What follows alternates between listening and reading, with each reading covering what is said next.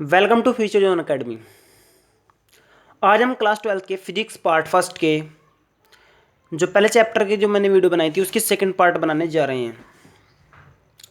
मैंने आपको बताया था कि मैं वीडियो में सिर्फ आपको क्या करूँगा, समझाऊंगा। अगर आप नोट्स खरीदना चाहते हैं तो आप 10 रुपीज़ फ़ोनपे अकाउंट से 8755084148 पर पे करके नोट्स खरीद सकते हैं। ओके, आज हम आगे चलते हैं अपनी नेक्स्ट वीडियो की ओर।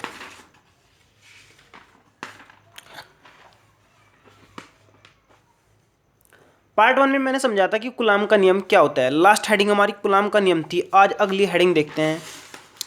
अगली हेडिंग है अपेक्षित विद्युतशीलता। मैंने लास्ट टाइम आपको समझाया था कि एप्सिलॉन जीरो क्या होता है। एप्सिलॉन जीरो का मात्रक होता है, मान होता है 8.85 इंटू 10⁻⁻12। मात्रक क्या बताया था मैंने इसका आपको, आपके याद होगा, कूलाम स्क्वायर प्रति न्यूटन मीटर स्क्वायर। बहुत बार क्या होता है इसका मात्रक अगर नहीं पता हो तो आप है ना कूलाम का नियम लिख लें 1/4πε0 Q1 Q2 बटे आर स्क्वायर। तो आप है ना एप्सिलॉन जीरो का मात्रक चाहते हैं तो एप्सिलॉन जीरो का मात्रक यानी न्यूटन मीटर स्क्वायर प्रति कूलाम स्क्वायर का उल्टा होगा। तो इसका मतलब क्या होगा, कूलाम स्क्वायर प्रति न्यूटन मीटर स्क्वायर। तो आप यहाँ से भी इसका मात्रक निकाल सकते हैं। अपेक्षित विद्युतशीलता अगर निकालना चाहते हैं तो इसको एप्सिलॉन से प्रदर्शित करते हैं और इसका मात्रक सेम होता है और ये किसके बराबर होती है, एप्सिलॉन जीरो के के। यहां पर के प्रावैद्युतांक है। क्या है, के प्रावैद्युतांक। एप्सिलॉन बराबर एप्सिलॉन जीरो के होते हैं। और अगर हम यहां से निकालें तो हमारे पास के का मान कितना होगा, एप्सिलॉन बटे एप्सिलॉन जीरो। और इसी को हम एप्सिलॉन जीरो आर कहते हैं। आर का मतलब रिलेटिव विद्युतशीलता। तो आर हम इसको क्या कहते हैं, अपेक्षित विद्युतशीलता। एक बार और रिपीट कर देता हूं, किसी भी माध्यम की विद्युतशीलता और वायु की विद्युतशीलता के अनुपात को अपेक्षित विद्युतशीलता कहते हैं। इसका कोई मात्रक नहीं होता, लेकिन अगर एप्सिलॉन का मात्रक देखा जाए तो एप्सिलॉन जीरो के मात्रक के बराबर होता है। तो दोनों सेम राशि हैं। आगे चलते हैं। कूलाम के नियम का सदिश स्वरूप वेरी वेरी इंपॉर्टेंट हेडिंग है। बोर्ड में 2016, 2018, 2019 में कई साल रिपीट हुई है। तो देखते हैं, ये एक्स एक्सिस होता है, ये वाई एक्सिस होता है, जेड एक्सिस होता है। अगर हमारे पास एक आवेश Q1 एक आवेश Q2 दोनों Q1 R1 की सदिश पे और Q2 R2 की सदिश पे स्थित हों तो इनके मध्य एक बल कार्य करता है, जिस बल को हम कूलाम का बल कहते हैं या फिर वैद्युत बल कहते हैं। तो Q2 Q1 पर जो बल लगाता है उसको लिखते हैं F12। 2 ने फर्स्ट पर लगाया और जो इधर लगेगा वो कितना होगा, F21, यानी 1 ने सेकंड पर लगाया। आगे चलते हैं। तो यहाँ से एक चीज़ क्लियर है, अगर मैं R12 सदिश निकालता हूँ तो उसका मान होगा R2 माइनस R1। अगर R21 निकाला जाए तो उसका मान होगा R1 माइनस R2। तो यहाँ से दोनों से अगर निष्कर्ष निकाले तो R12 हमेशा माइनस R21 के बराबर होता है। अब रही बात बल की, तो बल जब मैं F12 निकालूंगा तो हमारे पास क्या होगा, 1/4πε0। तो Q1 Q2 बटे आर स्क्वायर, ये तो फॉर्मूला था ही। तो यहाँ 1 2 है तो 2 1 सदिश एकांक में कार्य करेगा। ये सिर्फ है ना दिशा को प्रदर्शित कर रहे हैं। 2 1 का मतलब है 1 से 2 की ओर कार्य हो रहा है, यानी 2 ने फर्स्ट पे लगाया। और इसी प्रकार अगर मैं F21 की बात करूं तो F21 का क्या होगा, 1/4πε0 Q1 Q2 बटे आर स्क्वायर। रही सदिश की बात, तो 2 1 है तो यहाँ पर एकांक सदिश 1 2 होगा। मेन चीज है बल किस दिशा में लग रहा। तो इन दोनों से अगर निष्कर्ष निकाला जाए तो F12 बराबर माइनस F21 होगा, अर्थात न्यूटन का तृतीय नियम। न्यूटन का तृतीय नियम। न्यूटन का तृतीय नियम क्या कहता है, यदि आप किसी वस्तु पर बल लगाते हैं तो उतना ही बल विपरीत दिशा में वो वस्तु आप पर लगाएगी। तो इससे क्लियर है, एक बार रिपीट कर देता हूँ क्योंकि वेरी वेरी इंपॉर्टेंट है। हम क्या करेंगे, पहले एक्स वाई जेड तीनों सदिश खींच लेंगे। खींचने के बाद Q1 और Q2 दो आवेश रखेंगे। Q1 की स्थिति R1 होगी, Q2 की स्थिति R2 होगी। अगर हम है ना Q1 से Q2 की तरफ सदिश लेंगे तो R12 होगा, जबकि अगर इसका उल्टा लेंगे तो R21 होगा। तो इन दोनों सदिश की स्थिति हम R12, तो लास्ट वाले में से पहले वाला घटाते हैं, R2 माइनस R1। R21 की स्थिति देखते हैं तो R1 माइनस R2 हो जाएगा। अगर दोनों को निकाल कर देखें तो R12 बराबर माइनस R21 होगा, क्योंकि माइनस का चिन्ह तो है। अगर आप इससे माइनस कॉमन ले लेंगे तो ऐसा ही बन जाएगा, तो इसका मतलब ये दोनों समान होंगे, सिर्फ अंतर किस चीज़ का होगा, माइनस का। आगे चलते हैं। तो अगर बल की बात करते हैं, अगर Q2 Q1 पर बल लगाता है तो 2 बाद में रहेगा और 1 पहले रहेगा। अगर 2 1 की बात करें तो 1 ने बल लगा 2 पर, तो F12 का मान ये होगा और F2 का मान ये होगा। दोनों से निष्कर्ष क्या निकला, F12 बराबर माइनस F21, न्यूटन का तृतीय नियम। तो आप इसके बाद लिख भी सकते हैं, कूलाम के सदिश स्वरूप से ज्ञात होता है कि न्यूटन का तृतीय नियम सत्य है। और दूसरी बात यह भी कह सकते हैं, न्यूटन के तृतीय नियम से ही कूलाम का सदिश स्वरूप उत्पन्न हुआ है।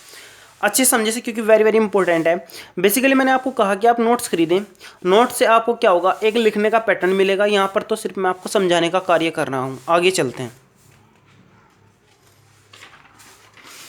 नेक्स्ट हेडिंग है बलों के लिए अध्यारोपण का सिद्धांत। मान लो कोई एक वस्तु है और इस वस्तु पर F1 बल कार्य कर रहा है, F2 बल कार्य कर रहा है, F3 बल कार्य कर रहा है, F4 बल कार्य कर रहा है, और पता नहीं कितने बल कार्य कर रहे हैं। तो इन बलों का तुल्य जो बल होगा वो बल इन बलों के सदिश योग के बराबर होता है। किसके बराबर होता है, सदिश योग के बराबर होते हैं। तो समझे, तो हमारी मतलब बलों के लिए अध्यारोपण का सिद्धांत क्या होगा, यदि किसी वस्तु पर एक ही समय में कई बल कार्य कर रहे हैं तो उन बलों का तुल्य बल उन बलों के सदिश योग के बराबर होते हैं। ओके, आगे चलते हैं। सतत आवेश वितरण, यहां पर सतत से ही ज्ञात हो रहा है एक समान।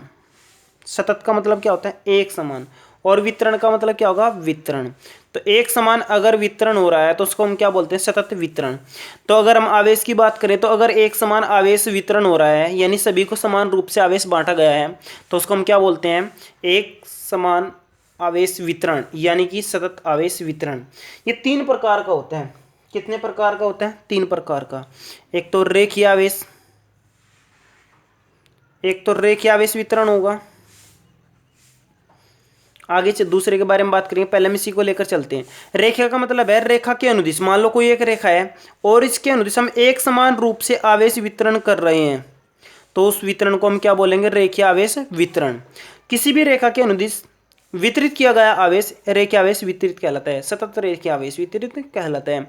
दूसरी बात देखो, अगर 1 मीटर की डिस्टेंस पर, कितनी लंबाई, 1 मीटर की लंबाई पर जितना भी आवेश एक समान रूप से वितरित किया गया है उसको रेखीय आवेश घनत्व कहते हैं। क्या कहते हैं उसको, रेखीय आवेश घनत्व। वेरी वेरी इंपॉर्टेंट पॉइंट है। रेखीय आवेश घनत्व को लैम्डा से प्रदर्शित करते हैं। अगर आपसे पूछ ले कोई कि रेखीय आवेश घनत्व क्या होता है, तो आप क्या परिभाषा दोगे, 1 मीटर या एकांक लंबाई पर उपस्थित कुल आवेश की मात्रा रेखीय आवेश घनत्व कहलाती है। इसको 1 मीटर भी कह सकते हैं, या फिर हम क्या कह सकते हैं, एकांक लंबाई पर उपस्थित आवेश।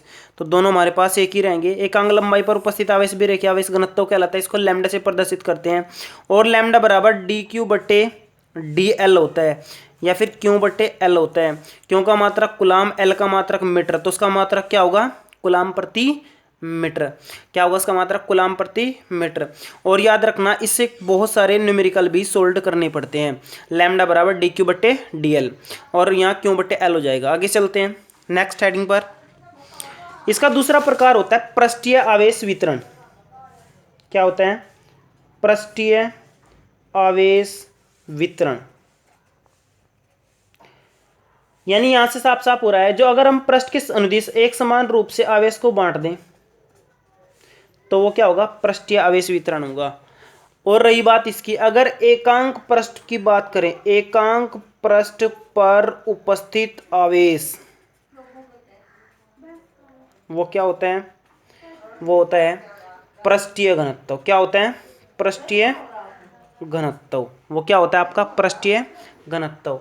पृष्ठीय घनत्व को सिग्मा से प्रदर्शित करते हैं, और सिग्मा बराबर होता है dQ/dA। एक बात नोटिस करने की, वहाँ पर डीएल था, यहाँ पर कितना होगा डीए, या फिर हम कह सकते हैं क्यू बटे ए। मात्रक की बात करें तो मात्रक इसका क्या होगा, क्यू का मात्रक कुलाम और ए का मात्रक मीटर स्क्वायर, तो उसका मात्रक क्या होगा कुलाम प्रति मीटर स्क्वायर। आगे चलते हैं, आयतनीय, तीसरा पॉइंट है आयतनीय आवेश वितरण। आयतनीय आवेश वितरण, आयतनीय का मतलब है अगर हम किसी बॉल के अंतर्गत ये जो आयतन होगा, आयतन के अनुदिश अगर हम आवेश का वितरण कर रहे हैं तो हम बोलते हैं आयतनीय आवेश वितरण, किसी भी आयतन के अनुदिश। तो इसी तरह हम इसी की बात ले सकते हैं, एकांक आयतन पर उपस्थित आवेश, पर उपस्थित आवेश, वो आपका क्या होगा, क्या होगा आयतनीय घनत्व, क्या होगा वो आयतनीय घनत्व। तो आयतनीय घनत्व कैसे प्रदर्शित करते हैं, रो से, रो बराबर कितना होगा डी क्यू बटे डी वी।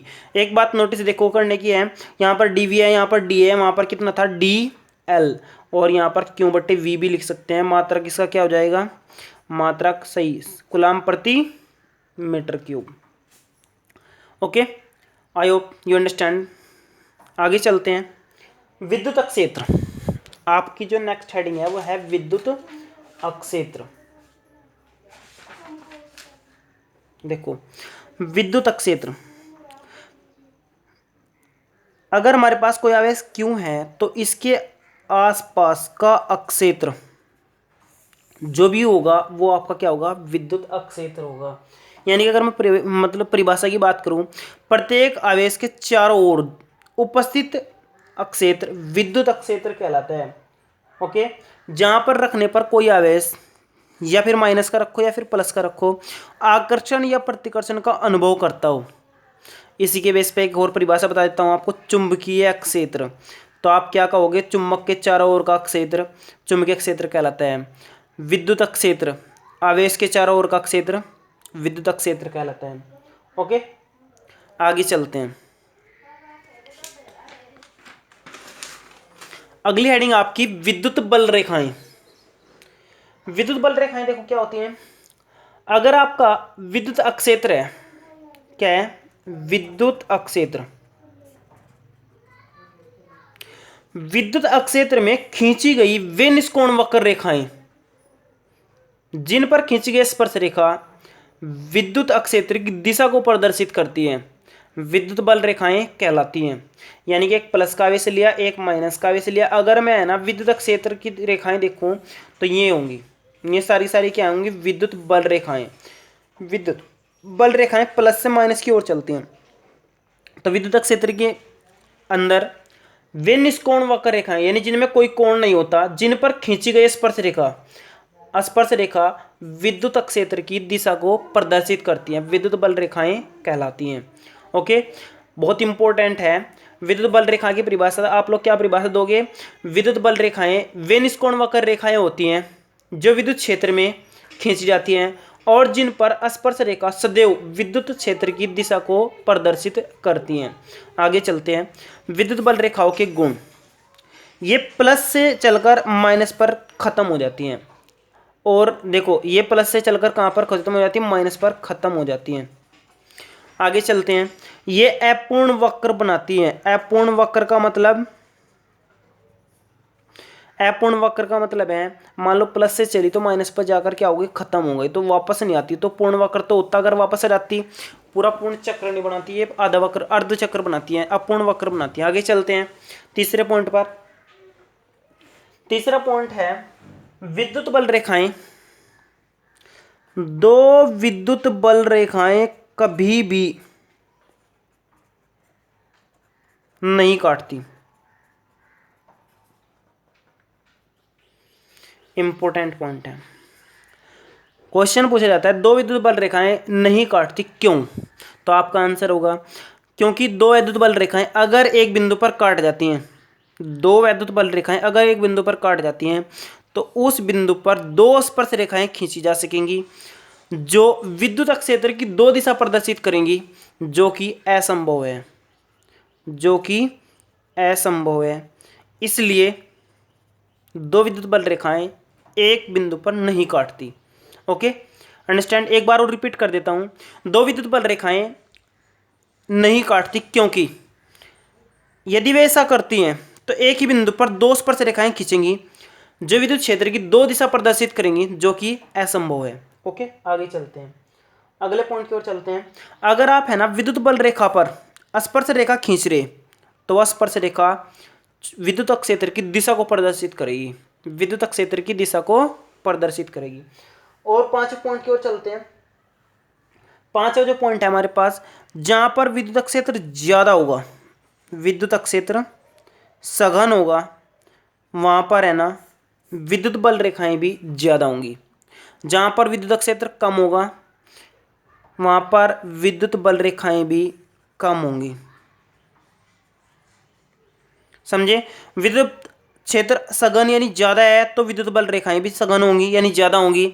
अगर विद्युत बल रेखाएं कम है तो इसका मतलब विद्युत क्षेत्र भी वहां पर क्या होगा, कम होगा। एक बात याद रखना, छठा पॉइंट मैं अपनी ओर से बता रहा हूं, चालक के अंदर विद्युत बल रेखाएं नहीं होती, चालक में विद्युत बल रेखाएं जीरो होती है, यानी इसके अंदर से होकर नहीं गुजरती, इसलिए विद्युत क्षेत्र चालक के अंदर कितना होता है, शून्य होता है। आगे चले, नेक्स्ट हेडिंग की ओर चलते हैं, विद्युत बल रेखाएं खींचना। वेरी वेरी इंपॉर्टेंट हेडिंग है, विद्युत बल रेखाएं खींचना। मान लो हमारे पास कोई प्लस का आवेश है, इसको हम क्यू ग्रेटर देन जीरो भी कहते हैं, तो इसके लिए हम ऐसे खींचते हैं।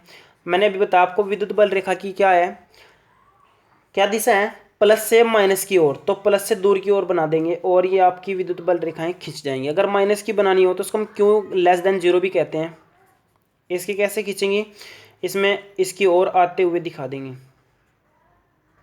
अगर हमारे पास एक प्लस और एक माइनस हो तो हम प्लस से माइनस की ओर खींचते हुए दिखा देते हैं, क्योंकि हमें पता है इसकी दिशा क्या होगी, प्लस टू माइनस, तो ये इस तरह बन जाएगा।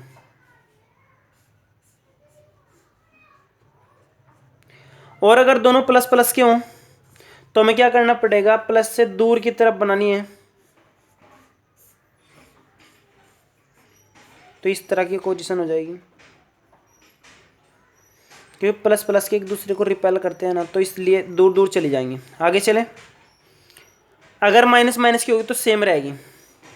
ओके, आगे चलते हैं। अगर एक समान विद्युत क्षेत्र है, यानी अगर हमारे पास कोई प्लेट इस तरह प्लस प्लस की है, तो अगर हम इससे खींचना चाहते हैं तो इससे ऐसे बनेंगे, दूर की तरफ जाते हुए दिख जाएंगे, ये आपकी विद्युत बल रेखाएं होंगी। ओके, आगे चलते हैं। अगली हेडिंग है आपकी विद्युत क्षेत्र की तीव्रता। अगली हेडिंग आपकी विद्युत क्षेत्र की तीव्रता। विद्युत क्षेत्र की तीव्रता की परिभाषा क्या होगी, विद्युत क्षेत्र में, विद्युत क्षेत्र में किसी बिंदु पर जितना बल लगा होगा, उस बल को उस आवेश से भाग देने पर जो भी आपकी क्वांटिटी या राशि या मात्रा प्राप्त होगी, उसको हम क्या बोलते हैं, विद्युत क्षेत्र की तीव्रता बोलते हैं। E बराबर कितना होगा आपका, F/Q। अगर आप इसकी परिभाषा देना चाहते हैं तो आप परिभाषा कैसे देंगे, विद्युत क्षेत्र के किसी बिंदु पर,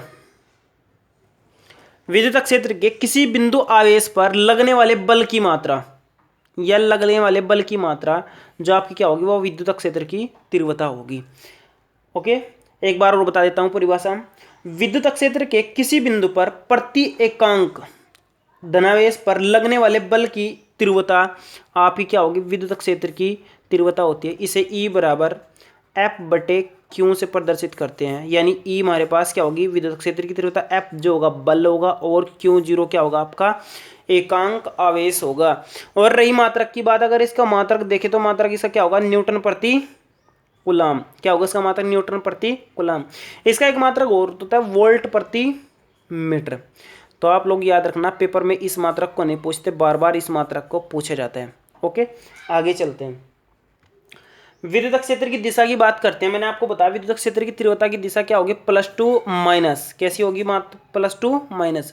और अगर कोई आपसे पूछ ले कि राशि कैसी होगी, तो राशि होगी आपकी है सदिश राशि। सदिश राशि क्यों, क्योंकि इसकी दिशा प्लस टू कैसी होगी, माइनस होगी। ओके, आगे चलते हैं।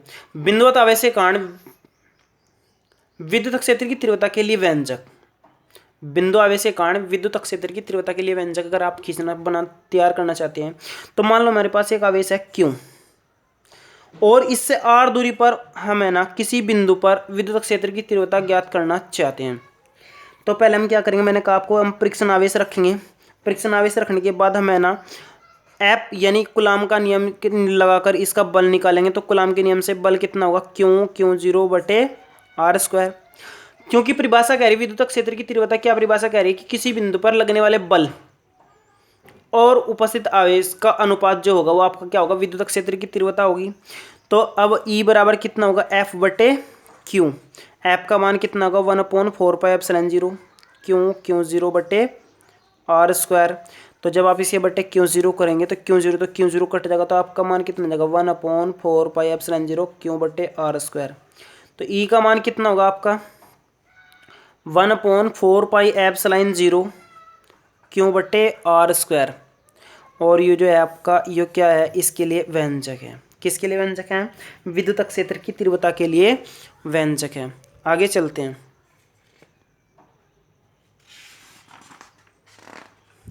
आज मैं अपनी वीडियो में सिर्फ यहीं तक पढ़ाता हूँ। नेक्स्ट वीडियो में आप लोग है ना इससे आगे की ओर पढ़ते हैं। और इसे बेहतर समझने के लिए आप फर्स्ट पार्ट जरूर देखें, क्योंकि फर्स्ट पार्ट आपकी न्यू है। और मैंने आपको बताया कि आप है ना नोट्स पे करके जरूर खरीदें, क्योंकि नोट्स है ना आपको एक अच्छी तरीके से समझने की तैयारी कराता है। और यहाँ पर मैं वीडियो में आपको सिर्फ समझाने का कार्य करूँगा। Okay, I hope you understand better. Okay, good bye.